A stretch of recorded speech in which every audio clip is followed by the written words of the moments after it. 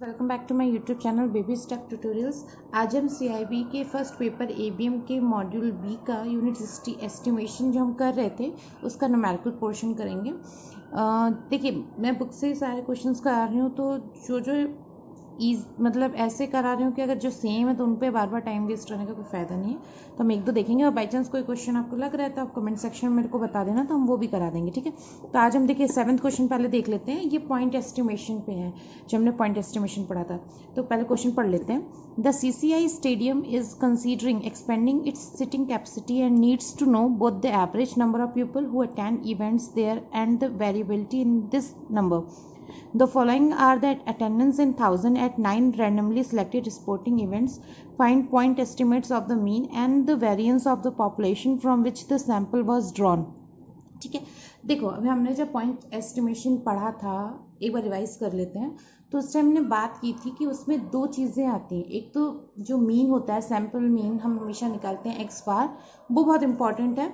उसका जब हम डेविएशन का जो फॉर्मूला हमें दे रखा था एक्स माइनस एक्स बार करके, x minus x bar square, अगर बायस और अनबायस्ड का सबका डिफरेंट था, तो वही दो चीज़ें मेन थी पॉइंट एस्टिमेशन में। तो इसने इस क्वेश्चन ने क्या किया, वो दोनों चीज़ें पूछ रही हैं। देखिए, find point estimates of the mean and variance of the population. ठीक है, तो दोनों चीज़ें हमसे पूछी हैं। यहाँ पे हमसे एक्स बार पूछ लिया और यहाँ पे एक्स स्क्वायर जो हम निकालते हैं वो हमसे पूछ लिया। ठीक है, अब सॉल्व करते हैं। देखिए वैल्यूज़ क्या क्या दे रखी हैं, 8.8। ये आपका क्या है, ये जो वैल्यूज़ है ना, ये सारा आपका एक्स है।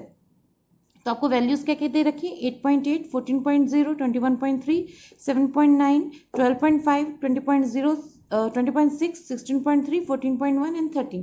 9 वैल्यूज़ हैं। ठीक है, तो n की वैल्यू आपकी कितनी होगी, 9।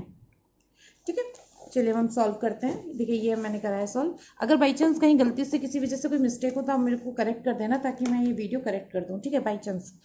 तो देखिए अब हमें क्या करना है, एक्स बार का फॉर्मूला क्या होता है, एक्स बार का फॉर्मूला होता है summation of x divided by n. ठीक है, तो इसमें क्या हुआ आपका, इसका जब हम टोटल करेंगे, ये जो दे रखी है वैल्यूज, इसका जब हम टोटल करेंगे तो क्या होएगा हमारा, ऐसे तो निकालेंगे 8.8 plus 14 plus 21.3 plus 7.9 plus 12.5 plus 20.6 plus 16.3 plus 14.1 plus 13। तो आपका कितना आ गया, 128.5। ये हमारी वैल्यू थी। अब हम देखिए हमें पता है 9 है, n से डिवाइड होना है, तो हम डिवाइड बाय 9 करके आंसर निकालेंगे। हमारा कितना आ गया, 1.27777 करके। तो हम उसको लमसम जो होता है ना 14.28 कर लेंगे। ठीक है, तो ये हमारी एक वैल्यू आ गई। ये हमारा क्या था, मीन था। तो हमें इसमें एक चीज़ मिल गई, हमसे दो चीज़ें पूछी थी ना, मीन एंड वेरियंस, तो हमें मीन मिल गया है यहाँ पे। ठीक है, अब नेक्स्ट हमारा क्या है, नेक्स्ट हम इसमें वेरिएंस निकालने के लिए जो फॉर्मूला मैंने आपको बताया था वो हम देखेंगे। तो देखिए क्या होता है, एक्स माइनस एक्स बार वो सब आएगा। ठीक है, अब कैसे सॉल्व करेंगे, एक्स है, एक्स स्क्वायर निकाल लिया। देखिए मुझे बुक में था, ठीक है, ये एक्स स्क्वायर निकाल रहे हैं, पर हमें मेन यहाँ ऐसी ज़रूरत है नहीं। तो अगर अभी आप टाइम बचाना चाहो तो इसको स्किप भी कर सकते हो, क्योंकि फॉर्मूला में हमें क्या चाहिए, एक्स माइनस एक्स बार का होल स्क्वायर एन माइनस 1। ठीक है, तो आप इसको डायरेक्ट भी कर सकते हो। तो क्या हुआ, एक्स बार हमारा ये निकल आया, ये आपका एक्स है, एक्स माइनस एक्स बार निकाला आपने, 8.8 से 14.28 माइनस किया, तो आपकी ये वैल्यूज आएंगी। ठीक है, अब इसको सॉल्व नहीं कर रही हूँ क्योंकि कैलकुलेटर यूज़ करना आपको आता है। मैं एक वैल्यू करके दिखा दे रही हूँ, बार बार उसमें करके कोई फ़ायदा नहीं है, क्योंकि आप भी जानते हैं कैसे करना है, सब पता ही है, तो उसमें क्या टाइम लगाना। ठीक है, 5.8 आया, 5.48 आ गया। ठीक है, माइनस क्या है, ये आप पीछे रख रहे हो, तो जब ये वैल्यू ज़्यादा है तो माइनस में रहेगा, अदरवाइज प्लस में रहेगा। ठीक है ना, तो ये हमने वैल्यू सॉल्व कर ली। फिर हमने क्या किया, एक्स माइनस एक्स बार का स्क्वायर निकाला। वो क्या है, -5.8 का स्क्वायर निकालोगे ना आप, पहली वाला हम सारा देख रहे हैं ना, 5.48 है। ठीक है, तो स्क्वायर इसका निकल गया 5.48 का, तो कितना है आपका 30.0304। ठीक है, ये वैल्यू आई, तो ये हमने सारी लिख ली। इसका देखिए अब हमें क्या है, समीशन निकालना होता है, इट मीन्स इसका टोटल आएगा। तो ये सारी वैल्यूज हमने एड ऑन कर ली। हमारी वैल्यू कितनी है, 197.4712। ठीक है, एक्स की वैल्यू हमने कर ली थी, एक्स स्क्वायर निकाला था वो भी हमने कर लिया।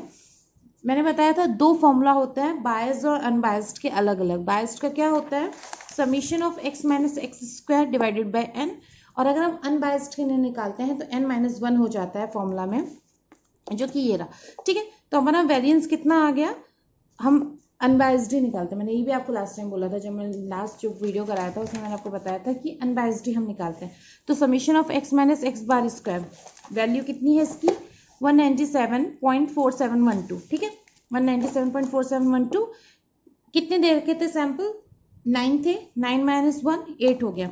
तो देखो जब आप करोगे ना 197.4712 डिवाइडेड बाई 8, आपका आंसर कितना है 24.6839, 24.6839। अब देखिए 3 है लास्ट में, तो आपका 24.68 आएगा, ठीक है। इसमें कहीं आंसर्स नहीं दे रखे हैं तो हम मैच नहीं कर सकते, तो बाई चांस अगर मेरे से कोई मिस्टेक होगा तो सही करवा देना, ठीक है। चलिए नेक्स्ट देखते हैं। नेक्स्ट देखिए ये बाकी इसके बाद जो 8 9 10 11 ये थे जिससे पॉइंट एस्टिमेट्स पे थे, जिसमें मीन और स्टैंडर्ड एविएशन ही निकालना था, कोई ज़्यादा डिफर नहीं था, थोड़ा बहुत क्वेश्चन पूछने के तरीके में डिफर था, तो मैंने ये सब नहीं करना है। पॉइंट एस्टिमेशन आता भी नहीं है ज़्यादा पेपर में, फिर भी बाई चांस आ जाए उसके लिए हमें पता होना चाहिए कैसे निकालना है, तो वो मैंने आपको बता दिया। अब नेक्स्ट क्वेश्चन 12 देखते हैं। 12th क्वेश्चन क्या है, for a population with a known variance of 185, a sample of 64 individual leads to 270 to an estimation of the mean. Now हमें फाइंड क्या करना है, पहला तो हमें standard error of the mean निकालना है। सेकंड इसमें पूछा है establish an interval estimate that should include the population mean 68.3% of the time. देखो जो आप 68.3 दे रखे हैं, नहीं हमारा कॉन्फिडेंस लेवल दे रखे हैं ना 68 और वो सब होता है। चलो पहले हम देखते हैं, पहले पार्ट ए करके सॉल्व करते हैं।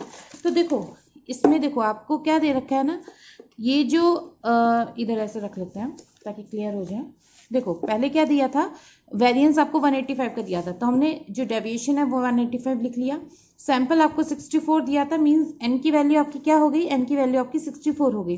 और देखो इसने बोला individual leads to 270 as an estimate of the mean, तो जो 217 है ना वो आपका मीन है, ठीक है ना। अब हम क्या करेंगे, स्टैंडर्ड एरर का फॉर्मूला क्या होता है, जो आपका स्टैंडर्ड डेविएशन था उसका हम √n से कर देते हैं। ये किस केस में होता है, जब इनडेफिनेट पॉपुलेशन हो। देखो यहाँ पे हमें कोई डेफिनेट पॉपुलेशन नहीं दी गई है, ये हमें नहीं बताया गया है कि जो ये 64 का सैंपल लिया गया है ये कितनी पॉपुलेशन से लिया गया। इट मीन्स क्या हुआ, ये इन्फिनेट पॉपुलेशन का है, तो इन्फिनेट पॉपुलेशन का फॉर्मूला क्या होता है, यही होता है ना सिग्मा डिवाइडेड बाय √n। तो हम इसमें क्या करेंगे, 185 वैल्यू थी, 185 डिवाइडेड बाय √64, 64 का √8 होता है, तो 185 डिवाइडेड बाय 8 ये आया। तो हम इसको एग्रीगेट करके 25 का 3 कर देंगे तो 123.13 हो गया ना, 5 से एक वैल्यू बढ़ जाती है ना, तो ये हमारा ए आ गया। ये हमारा क्या था 23.13, ये हमारा स्टैंडर्ड मीन था, ठीक है, standard error of the mean हमने निकाल लिया, इजिली हो गया। अब देखिए सेकेंड क्वेश्चन में क्या पूछा है, establish an interval estimate that should include the population mean 68.3% of the time। अब देखो 68.3 था, ठीक है, तो हमारा जो ये कॉन्फिडेंस रहता है ये ज़्यादातर 68, 95, 99 इसी रेंज के आसपास का आता है, ठीक है। तो हमने 68% के लिए निकाल लिया, 95% के लिए निकाल लिया, 99% के लिए निकालेंगे, ठीक है। तो 68% के लिए आपका कॉन्फिडेंस कितना रहेगा, देखो जब 68% के आसपास का रहता है तो हम उसमें जो आपका ये वैल्यू निकलती है standard error of the mean, इसमें क्या कर देते हैं, सिंपल उसी से प्लस माइनस कर देते हैं, जो आपका क्या होता है, जो आपका मीन होता है, ठीक है ना। तो हमारा यहाँ मीन कितना दे रखा है, 217 दे रखा है, 217 दे रखा है ना। तो 217 में आप जो है ना पहले देखो मैंने क्या बोला था, एक जब मैंने एस्टिमेशन पढ़ाया था तो कॉन्फिडेंस इंटरवल वाले उसमें हमने एक पढ़ा था कि एक अपर वैल्यू और एक लोअर वैल्यू रहती है, पढ़ा था ना। तो जो अपर वैल्यू होती है ना वो क्या होता है, जो आपका standard error of the mean निकला होता है, जितने भी वो कॉन्फिडेंस लेवल के लिए हम मल्टीप्लाई करते हैं 2 3 ऐसे चलता रहता है, डबल हो जाता है, ट्रिपल हो जाता है, वो अलग चीज़ है।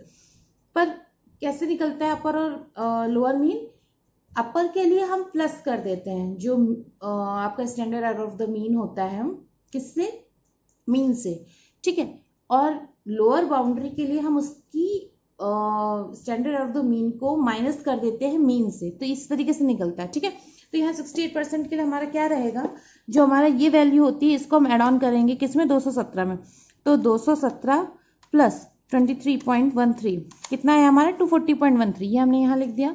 अब देखो लोअर बाउंड्री कैसे निकलेगी, मीन है 217 माइनस 23.13 कितना आया 193.87, ये हमारा 193.87 है, थोड़ा सा कट गया है, ठीक है, 193.87 आ गया, ठीक है। ये हमारा क्या निकला 68% ऑफ द कॉन्फिडेंस। अब मान लीजिए ये मैं आगे आपको करके बता दे रही हूँ ताकि आगे हम जो क्वेश्चंस लगे तो उसमें इजी हो जाए, भले इसमें 68 के लिए पूछा था। अगर आपका 95% कॉन्फिडेंस हो तो हम क्या करेंगे, ठीक है। मान लीजिए सी इसमें पोर्शन होता और इसमें 95% कॉन्फिडेंस पूछा गया होता, तो हम क्या करेंगे, जो ये आपकी वैल्यू होती है ना, मतलब जो आपका standard error of the mean निकला होता है उसको मल्टीप्लाई बाय 2 कर देते हैं, ये चीज़, ठीक है। तो इसमें क्या हुआ 23.13 मल्टीप्लाइड बाय 2 हमारा 46.26 आ गया, ठीक है। इसमें हम क्या करेंगे, प्लस कर देंगे किसको 217 को, हमारा कितना आ गया 263.26। अब 217 में से माइनस कर देंगे 46.26, तो हमारा कितना, सॉरी 217 में से माइनस कर देंगे 46.26 ना, तो हमारा आ जाएगा 170.74 सॉरी, तो ये हमारा आ गया, ठीक है। ये भी निकल आया, इसकी भी 95% कॉन्फिडेंस अगर हमारा है इंटरवल तो उसकी भी अपर और लोअर बाउंड्री हमने निकाली। देखिए अपर के लिए हमेशा ऐड होगा कौन, standard error of the mean, lower boundary के लिए हमेशा माइनस होगा कौन, standard error of the mean. ये चीज़ रट लो। आपके कॉन्फिडेंस लेवल अगर 68 के रेंज में है तो आप जो standard error of the mean होगा उसका मल्टीप्लाई 1 मान लेते हैं, या normal standard error of the जो मीन होता है उसी से प्लस माइनस हो जाता है। जब आपकी बाउंड्री 95% की उसमें होती है तो हम क्या करते हैं, मल्टीप्लाई बाय 2 कर देते हैं कौन, एरर ऑफ द मीन, ठीक है। अब देखिए अगर 99% ऑफ द कॉन्फिडेंस आया है तो यही एरर ऑफ द मीन जो निकला होता है, जो हमारा कितना है 23.13 है, इसको हम मल्टीप्लाई कर देते हैं 3 से, तो हमारा कितना आ गया 69.39, ठीक है। हाँ एक सेकेंड, 23.13 मल्टीप्लाइड बाय 3, ठीक है 69.39 आ गया, सॉरी मैंने यहाँ पे 29 कर दिया था, तो ये 69.39 आ गया। तो हम इसको प्लस करेंगे किससे 217 से, वैल्यू भी चेंज हो जाएगी 286.39, ठीक है। इसके बाद हम किससे करेंगे 217 से माइनस कर देंगे किसका 69.39 का, ठीक है। तो हमारा कितना आ गया 147.61 आएगा यहाँ पे, ठीक है। तो ये हमारी वैल्यूज आ गई, ठीक है। देखिए मेरे से भी मिस्टेक हो गई थी जब मैंने खुद से सॉल्व किया था, ठीक है ना। तो ये चीज़ रह जाती है, तो हमेशा पेपर में भी प्लीज़ ध्यान रखा करो ना, जब कोई न्यूमेरिकल करो आपके 2 घंटे होते हैं और मोस्ट प्रोबेबली अगर थ्योरेटिकल पेपर है तो आपका 1 आवर्स में थोड़ा सा 10 to 15 मिनट्स ऊपर लग जाए तो सॉल्व हो जाता है। और न्यूमेरिकल भी है तो भी आपको 1.5 घंटे से ऊपर नहीं लगता है किसी भी हालात में। तो फिर जब आपके पास जो आधा घंटा बचता है ना, अगर आप उसमें से 5 से 10 मिनट में अगर एक बार रिवीजन कर लो ना सारे न्यूमेरिकल्स वैल्यूज़ का, तो बेटर रहता है। कभी कभी गलती हो जाती है हमसे, हमें सब आता है लेकिन हम फिर भी गलती कर देते हैं कैलकुलेटर यूज़ करते टाइम, ठीक है ना। तो वो चीज़ होती है, जबकि मैंने सारे क्वेश्चन कैलकुलेटर से सॉल्व किए थे, फिर भी देखिए मेरे से मिस्टेक हो गई, तो ये आपको भी ध्यान रखना है, ठीक है ना। तो ये तरीका होता है। अब हम देखिए 1-2 क्वेश्चन मैं आपके और दिखवा देती हूँ, लेकिन ये सारे सेम है। जैसे 13th वाला हम देखते हैं, क्या पूछा है, an undergraduate is interested in purchasing a use TV, she randomly selected 125 advertisement and found that the average price of a TV in sample was 3,250. She knows that the standard deviation of used TV price in the city is rupees 1615, ठीक है 615. Establish and, अब देखिए A और B पूछा गया है, तो A क्या पूछा गया है हमसे, establish an interval estimate for the average price of a TV so that she can be 68.3% certain that the population mean lies within the interval, ठीक है। और B क्या पूछा है, establish an interval estimate for the average price of a TV so that she can be 95.5% certain that the population means lies with the interval। देखिए वही चीज़ आई, 68 की range पूछ ली, 95 की रेंज पूछ ली, पूछा नहीं थर्ड में, हो सकता है मे बी किसी पेपर में 99% भी पूछे। तो देखिए ये कैसे करना है, ये है सैम्पल साइज आपको कितनी दे रखी है 125 दे रखी है, देखो सैम्पल साइज आपको दे रखी है 125, ठीक है। यहाँ पे देखो ये 125, ठीक है। अब इसके बाद आपको मीन दे रखा है, ये हमें सैम्पल इसके अंदर से निकालना है 3250, ठीक है। और हमें डेविएशन देखो लिखा है 615 दे रखा है, ठीक है।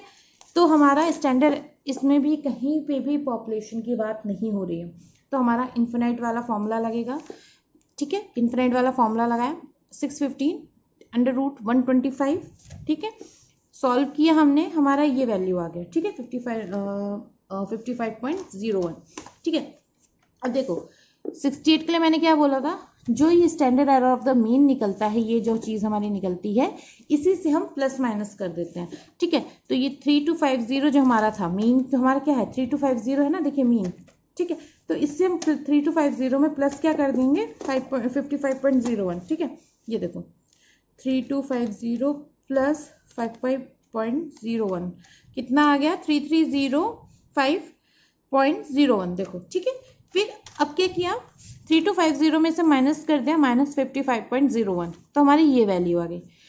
95% में क्या किया, जो भी standard error of the mean निकला था उसका मल्टीप्लाइड बाय 2 करके हमने 336 उसका एड ऑन कर दिया 3250 से। ठीक है, तो हमारा ये वैल्यू आ गई। ठीक है, मैं एक बार मल्टीप्लाई करके देख लेती हूँ। ठीक है, तो ये हमारा आ गया। अब इसके बाद इन्होंने क्या किया 99% कॉन्फिडेंस के लिए भी इसी से कर देंगे। ठीक है, एक बार देख लेते हैं हम प्लस करके, क्योंकि सॉल्व करने में हो सकता है मे भी गलती हो गई हो ना। देखो मिस्टेक हो गई थी, मैंने अभी सही कर लिया है। देखिए अगर आप 55.01 का मल्टीप्लाई करोगे 2 से तो आपका 2 आएगा यहाँ पे। ठीक है, तो इसको ऐड ऑन करेंगे जब इससे, तो बस बाकी सारी वैल्यूज तो सेम थी, वही पीछे वाला सही करना था। ठीक है, तो आपका सॉरी वो सही हो जाएगा। ठीक है, ये थोड़ा सा मेरे से मिस्टेक हो गया था करते टाइम, ये मेरे को लग रहा है मैंने सब में सारे क्वेश्चन में किया। चलो कोई नहीं।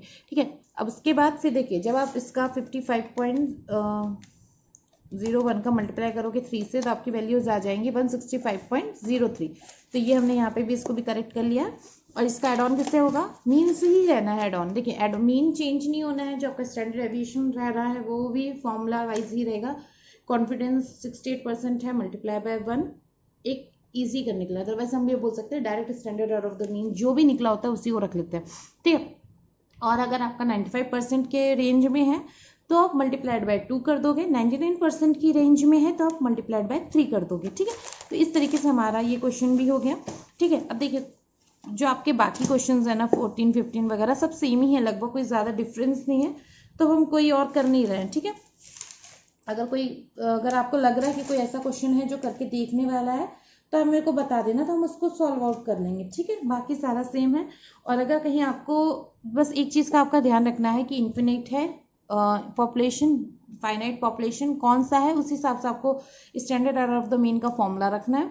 और जो आप जब कॉन्फिडेंस लेवल ले रहे हो तो multiply standard of the mean का कौन सा कॉन्फिडेंस लेवल है, कितने से मल्टीप्लाई करके निकालना है। अभी आपने देखा मैंने से में कैलकुलेटर यूज़ करने के बाद भी मिस्टेक हो गई थी, तो वो भी ध्यान रखना है थोड़ा सा। ठीक है, चलिए ठीक है, thank you so much for watching this video. अगर कुछ भी समझ में नहीं आया, कुछ क्लियर नहीं हुआ है, तो आप प्लीज़ मेरे को कमेंट सेक्शन में बता सकते हो, या मेरा टेलीग्राम ग्रुप ज्वाइन करके भी मुझे बता सकते हो। Thank you so much for watching this video.